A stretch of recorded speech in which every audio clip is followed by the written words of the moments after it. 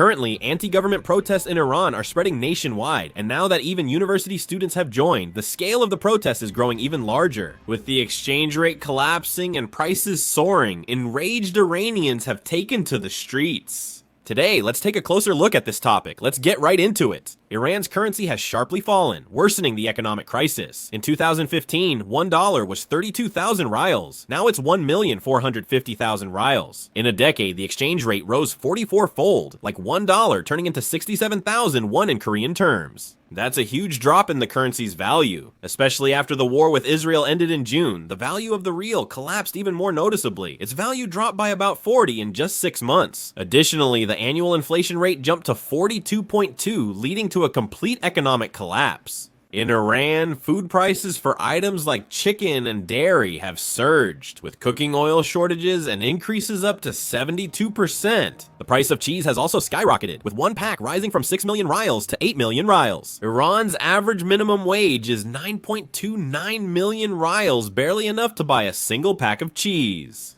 With prices soaring, merchants, not citizens, were the first to act. Shops in downtown Tehran and the Grand Bazaar began to close their shutters one by one, and soon, as collective closures and strikes spread, the city center's economy came to a halt. In Iran, the Grand Bazaar is more than a marketplace. It's central to distribution, taxes, and jobs. Its closure was an act of defiance against the regime, not just a protest. The merchants, saying they could no longer continue their businesses under the current exchange rates and prices, took to the streets, and the desperation from their livelihoods collapsing became the spark for the protests. This movement quickly spread from Tehran to major cities via social media and word of mouth. The decisive turning point came on December 30 when university students began to actively join the protests. Major Iranian universities include Tehran University, Vareshti University, and Sharif University of Technology. Protests erupted at the Chaso Committee and 8 other sites, with campus rallies rapidly spreading to streets and squares. University students blamed soaring prices, unemployment, and a bleak future, aligning with merchants. The protests are rapidly shifting from economic frustration to political demands. The university protests spread to 8 cities near Tehran at once, forming interregional links, unlike previous localized protests. As the economically based group of merchants and the organized group of university students join forces, the protests are no longer confined to specific regions, nor are the protesters simply expressing discontent. Instead, the movement is shifting to a nationwide scale, and Iran as a whole is entering a phase of simultaneous unrest.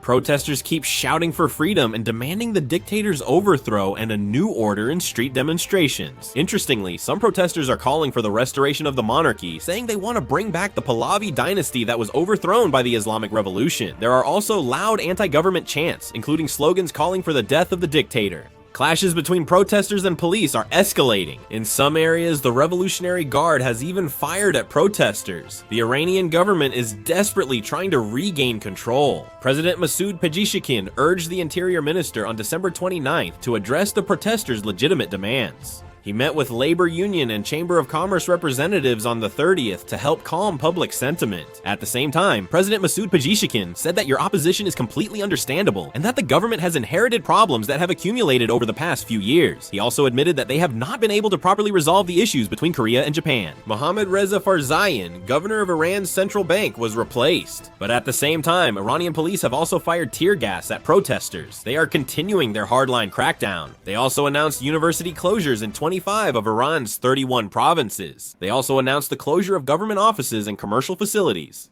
The Iranian government said this was to save energy and ensure safety during the cold weather. It appears to be intended to suppress the protests. What sets these protests apart from those in the past is the nature of the groups participating. The 2022 hijab protests were a youth and women-led resistance focused on social freedom and human rights. Despite widespread anger, many people continued their daily routines and endured. The regime still saw an opportunity to delay decisions and respond with a hardline crackdown. However, the current protests in Iran are fundamentally different. After the exchange rate collapsed and prices soared, merchants protested first, followed by university students, quickly expanding the demonstrations. This movement isn't about ideology or symbolism. It began because people couldn't make a living. It's proof the situation is now unbearable for individuals. Before, people managed despite anger, but now that ability is gone. Merchants who lose money even when they do business, college students who can't expect a job even as they approach graduation, and ordinary people who have to work worry about survival as they feel the rising cost of living every day are all moving together at the same time. This combination is the most frightening form from the government's perspective, isn't it? If merchants, who hold the lifeblood of the economy, stop, and college students, who have organizational power and the ability to spread influence, take to the streets, and if the anger of ordinary people struggling to make a living is added to this, the possibility of prolonged protests rises sharply. In this case, even if the protests are suppressed, the anger does not disappear. Instead, it accumulates throughout society and can lead to an even bigger explosion. The current protests reveal not just widespread anger, but that many have reached their breaking point, making this situation more dangerous than any previous protest. The United States supports the Iranian people and urges Iranian authorities to respect their rights instead of suppressing protesters. We support the Iranian people protesting the radical regime in Tehran and across Iran, noting the regime has only brought economic stagnation and war. Following the war with Israel, the Iranian government urged unity and escalated its crackdown, particularly targeting dissidents. To stop the uprising, they executed over 1,500 people this year and arrested and executed the most opposition figures in almost 40 years. In 2024, there were 975 confirmed executions. In 2025, at least 1,500 have already occurred, exceeding the prior year's total. It seems like Iran is trying to control the entire country through widespread use of fear.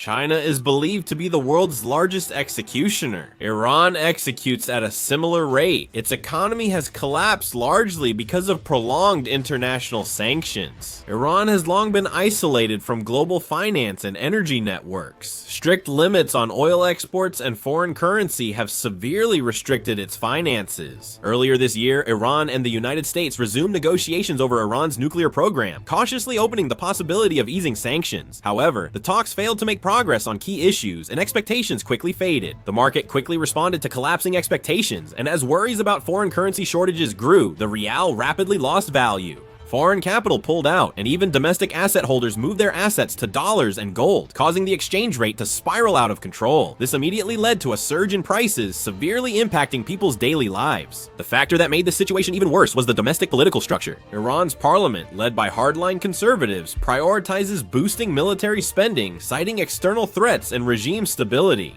They are reviewing a budget prioritizing government salaries and state institutions, not expanding social infrastructure or creating private sector jobs. From the state's perspective, the logic is to maintain organizations that support the regime, but the reality experienced by the people is completely different. The cost of living is rising rapidly, yet the government has not introduced measures to help people's livelihoods. Instead, many feel they prioritize those in power and the public sector.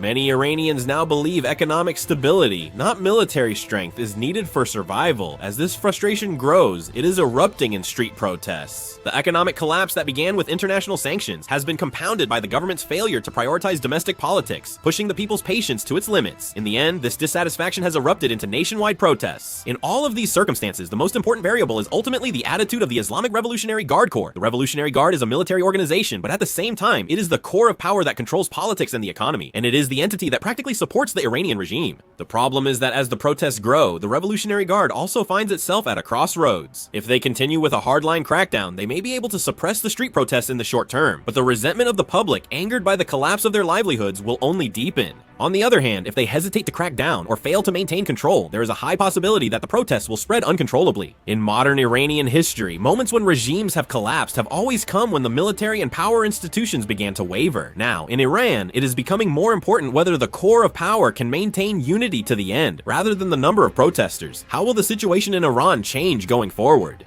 I'm also curious about what you think, so please leave your thoughts in the comments. Happy New Year, and with that, I'll wrap up this video. Thank you.